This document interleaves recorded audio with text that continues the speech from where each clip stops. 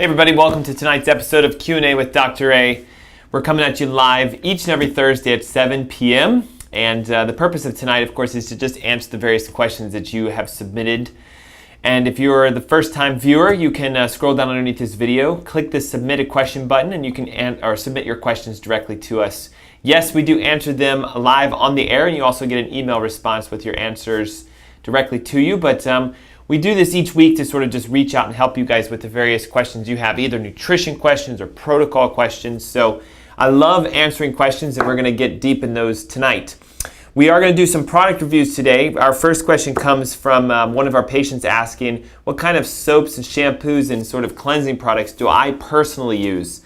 And before I answer and show you the three that I use, I want to make sure I just generally give you a great reason why it's important to pay attention to the soaps and lotions and creams that you use on a daily basis. You know, the Environmental Working Group has found out that most of the toxins and chemicals that are found in our body come from the things that we put on our body. And you know, just recently the FDA published a new study showing that most soaps that contain antibacterials like triclosan and things like that are actually very dangerous, chemical toxic, they can cause disease. So a new FDA recommendation is to pull all of the products that have this triclosan or antibiotics in them. And you'll find it in everything from toothpaste to deodorants to even shampoos and conditioners. So when I show you, for example, my soap, the question said, what kind of bar soap do I use? But I don't use bar soap because most of those have various chemicals and toxins in them. So one of the soaps that I love using is a liquid castor oil soap or Castile soap. Dr. Bronner's is the brand. It's the same company that makes the coconut oil and certain food products. And so I'm a big fan of the idea that technically you should be able to eat the products you put on your skin. So if you're going to use soap or shampoos or things like that, you should be able to eat it. Now I am not suggesting that you eat this because of course it's a physical liquid soap. But if I'm going to wash my body or my hands, even my hair sometimes, I do use this. Now, the reason that I use this one specific is because it's the unscented one. And I'm a huge fan of that because then you can add your own essential oils to this. So for example, we know things like tea tree oil, melaleuca, even peppermint and lavender have certain holistic benefits. They're very cleansing, soothing, healing. So there's nothing wrong with you opening this bottle and then dripping your own flavoring agents into it. And I like that because then I truly know where the flavoring ingredient is coming from as opposed to buying the peppermint one or the lavender one or whatever. Also, for those of you who have watched some of our previous episodes on my website, there are various oils that help to sort of keep the hair clean, let your hair grow back again and things to that effect. So you could put those oils in here and make a hair regrowing tonic shampoo. Instead of paying $50 for the ones you buy over the counter, you can just create your own. This bottle is about $9 and this stuff is super concentrated. This would last you probably more than a couple months. So that's sort of my body wash, if you will, my bar of soap. The specific shampoo that I use is this one here. It's made by a company, I think it's Everyday Shea. And why I like this one is it's a combination of a shea butter, lavender oil shampoo. So this one is completely free from all chemical products. There's no parabens, there's no chemicals inside of this that are considered toxic to any degree. The ingredients themselves are basically just a shea leaf, liquid shea butter, liquid shea soap, and then they have coconut oil blended with something I guess that's called saponified. I'm not even going to be able to pronounce that. You guys can look it up. You'll be able to see it. But it's a coconut oil based sort of lavender shampoo. I like this one because anytime you put coconut oil inside of a product, it gives it a very sort of like soothing, moisturizing effect. So this could act as a shampoo conditioner combined, but this is the specific shampoo that I tend to use. And just a little note on shampoos and conditioners, it's a good idea to give your hair a break. So you don't always have to wash it with a soap every single day. They're actually finding that your hair has natural oils that are secreted through the glands on the scalp that keep the hair sort of protected and waterproofed. And when we constantly wash the oils off of our hair, we lose the natural protection. It causes our hair to dry out, causes our skin to dry out. And so that's why when I talk about my conditioner, when I do use a conditioner, I want to make sure I'm always using one that has a natural oil in it. And argan oil is an incredible cleansing hair oil. It's a moisturizer, it's a toner, it's an exfoliator, so it helps to cleanse the scalp and the skin. What I like about the Giovanni brand is every single ingredient inside of their products. They do make shampoos, they do make soaps, but I really like this conditioner because every single ingredient inside of it is organic. And so there's no parabens, there's no toxic chemicals, so it's a really well-rounded shampoo conditioner blend. Here's a little secret one of my patients taught us that is a hairstylist, that most of us, all of our life, have learned you wash your hair first with shampoo and then you conditioner, rinse, and then leave the shower. But actually, if you want more lustrous hair, kind of fluffy, shiny with a little more body, conditioner first, then shampoo, then leave. And as odd as it may sound, because we've been doing it for our whole life, reversing the process helps to sort of tonify and clarify the skin, partly because we want the conditioners to exfoliate, to detoxify, to moisturize the scalp. We can use the shampoos to remove the oils and the dirt and the debris, but make sure that your shampoo has some sort of conditioning agent in it.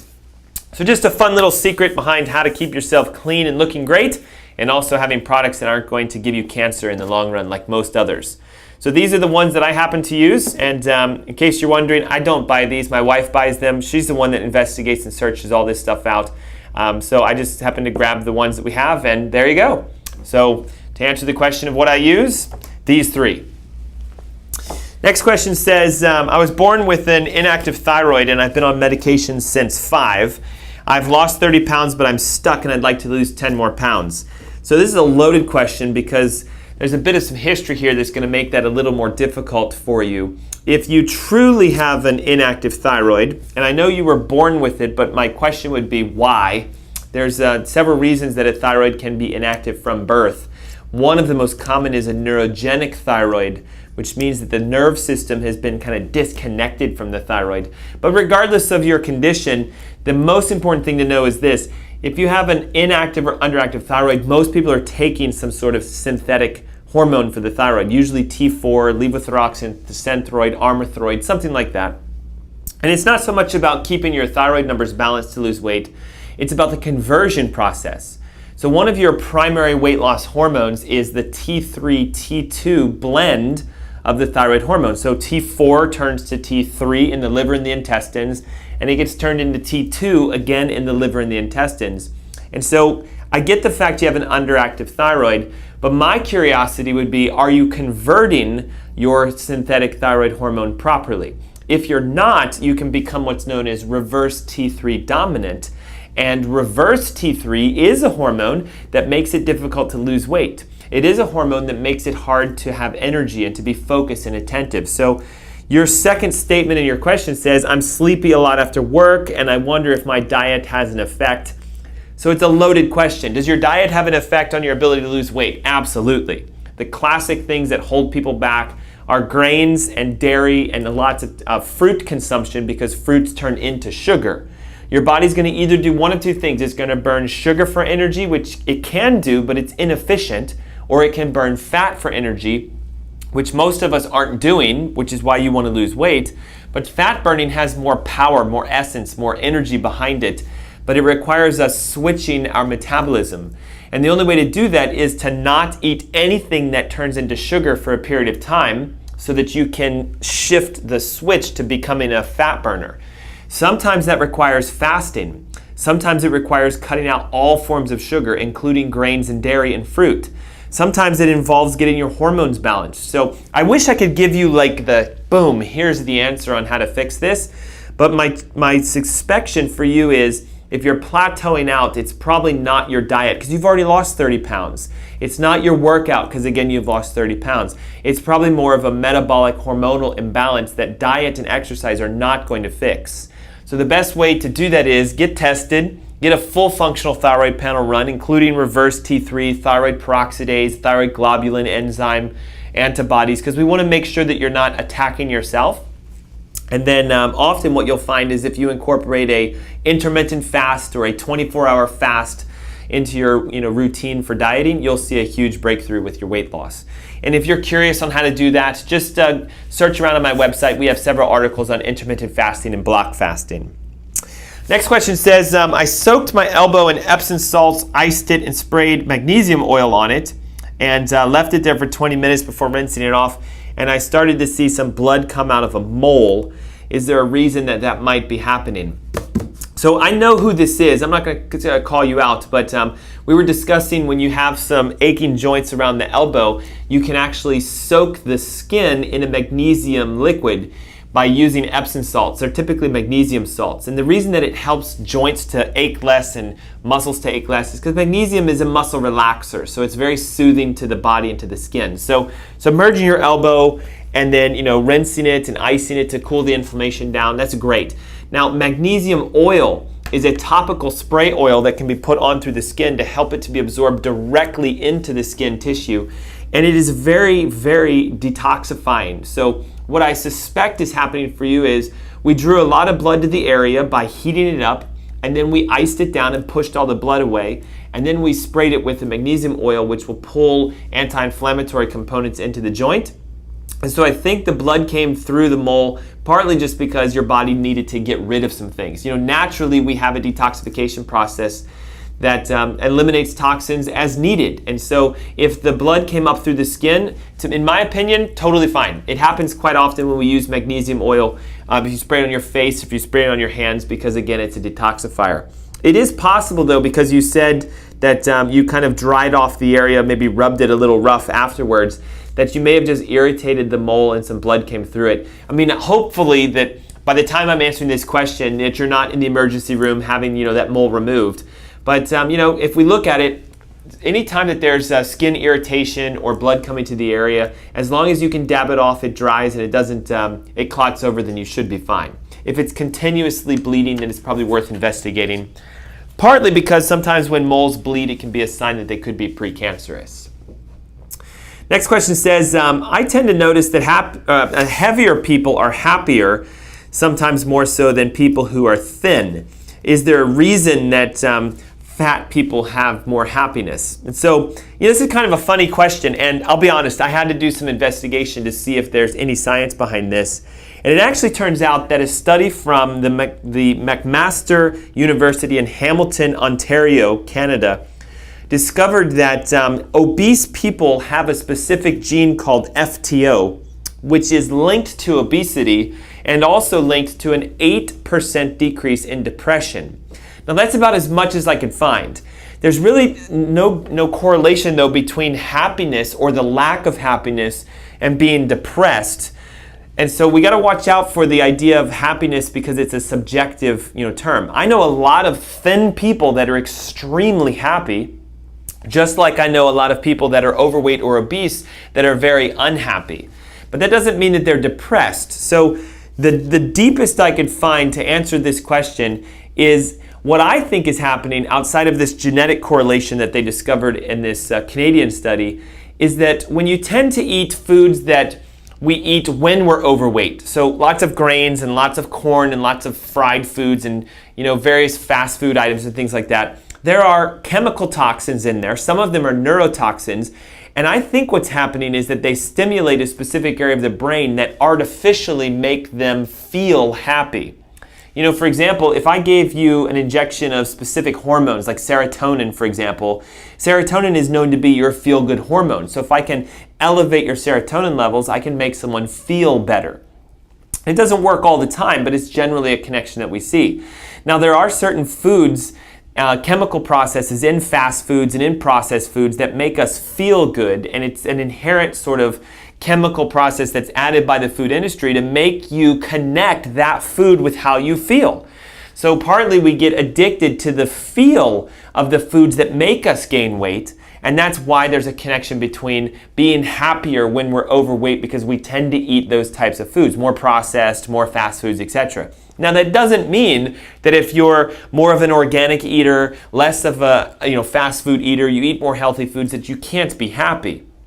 But what does happen is this: as you're detoxing from neurochemicals and neurotoxins and pesticides and herbicides and the things that we find in food that stimulate that response, you do go through a little bit of a withdrawal. It's very similar to when you're cutting sugar from your diet or wheat from your diet. It is a little bit of like coming off of a drug. And so we don't really feel good during that time frame. But as long as you push through it, you'll hit the threshold where now the healthy foods, the organic foods, the clean foods, they give the same response and create that happiness feeling in you, so that you get the elated feeling eating a head of broccoli that you would eating the, I'm just making this up, the Stouffer's lasagnas or whatever, your cookies that come from Chips Ahoy, etc. So your body has the ability to convert itself to have that response with healthy foods. So, I think maybe sometimes what we see is we see an outward sign of what we think people are expressing as happiness. They're laughing, they're having fun, they're having a good time with their friends, they're drinking alcohol, they're eating cheeseburgers, they're having pizza. It must be the food they're eating that's making them happy. When in fact, it's just a state. You can create happiness just by creating an emotional reaction inside of you. One of my mentors, Nathaniel Branden, I read a lot of his books and his information. He actually states that the way we feel comes from how we think. So we can make ourselves feel a certain way by thinking a certain way. So if you want to feel happy, all you have to do is discover the thoughts that you have to think for happiness to come. And guess what? They're going to be different for you than they are for me. So just ponder that for a moment. The way you think determines how you feel. So we need to change the way we think if we want to change the way we feel. Next question says, my bowels have been moving slower since I started detoxing. Is that normal, and is there something that I can do to change this? And so first of all, I want to answer the question of, yes, it's normal, partly for two reasons. If you're detoxing the way I coach, we usually fast or we hold back from eating a meal per day. And so the unique thing about how often we go is that it should be connected to how many times you eat. So if you're only eating lunch and dinner, you're going to go a little less than if you're eating breakfast, lunch, and dinner. But most of us eat breakfast snack, lunch snack, dinner snack, so we should be going 5, 6, 7 times a day. And I know that's definitely not happening for the majority of us. But when we're detoxing, here's what's unique about it. If you're doing a true body detox, you're using a chelation product like activated charcoal or a binding product like psyllium, magnesium, fulvic acid, etc. And when you use binding products, they do slow the bowels down because they're actually doing that for a reason, so that we can bind the toxins that are being excreted. Most toxins, when excreted, cause liquefaction of your stools, which makes you go more often. And so the binding products will slow that process down. Now, one thing I see that trends a lot with our clients and patients is that as you're detoxifying, you do need to drink more water. And so it's a unique fact about our stools. Even though they are hard or solid, mostly they're comprised of about 75% water. So if you're not drinking enough water, your bowels will slow down while detoxifying. Usually a good suggestion is to drink at least a half a gallon, sometimes up to a gallon, while detoxifying, because we need to keep the bowels hydrated. A couple things you can do to help that. There's certain oils that help to assist the digestive process and get things moving. One of which, of course, is coconut oil, medium chain triglyceride oil, which kind of come hand in hand. But coconut oil and MCT oil are very soothing to the intestine lining and they help to keep things moving. If you haven't yet experienced an MCT cleanse, it's basically taking 1 to 2 to 3 tablespoons of MCT oil and watching how they naturally make the bowels move, because you can actually stimulate movement with those oils. Another one that's very good is peppermint oil. Now, peppermint is really, really strong. I mean, 1 to 2 drops max in either coffee or tea can help to get the bowels stimulated and get them moving. But just remember that it's normal as you detox for things to slow down. But if you're going 1, 2, or 3 days and nothing's coming out, definitely time to seek some professional advice and or use these oils to get things moving along. Next question says, my child came home with lice. Is there a natural or alternative therapy that we can do? Yes. And here's the thing about, lice. Okay, so it's going to happen. And partly when we send our kids off to school, you have to understand that not everyone has the same cleanliness and hygiene and things that maybe your children do. So let's not look at it as like something negative and just, it's part of growing up as being children. I mean, I remember back when I was in elementary and high school, there was at least 4 or 5 opportunities and times I remember where there was a lice scare, and sometimes I even had it. So, I mean, it's something that we all have gone through at some point in our life. But I do want you to know that a lot of the common lice treatments, like Nix and Rid, and I think it's A200 Pronto, these sorts of things actually contain various neurotoxins to the human body. They might kill the lice, but anytime you put something on your skin or your scalp or anything to that effect, it's going to be absorbed into the body. Even more dangerous are the prescriptive ones. I don't know how to pronounce them, but I believe it's Ovide and Quell. Those guys are extremely neurotoxic. So here are some natural things you can do that help to prevent or get rid of lice if you have lice or if your kids have lice. The first is understanding that essential oils work really, really well for sort of killing things. As an example, if you have a bacterial overgrowth in your intestines or you're having dysbiosis, you can use clove, thyme, and oregano oil to actually kill bacteria. So since lice isn't really a bacteria, it's more of a living sort of parasitic organism, we want to use an oil that's active against those guys.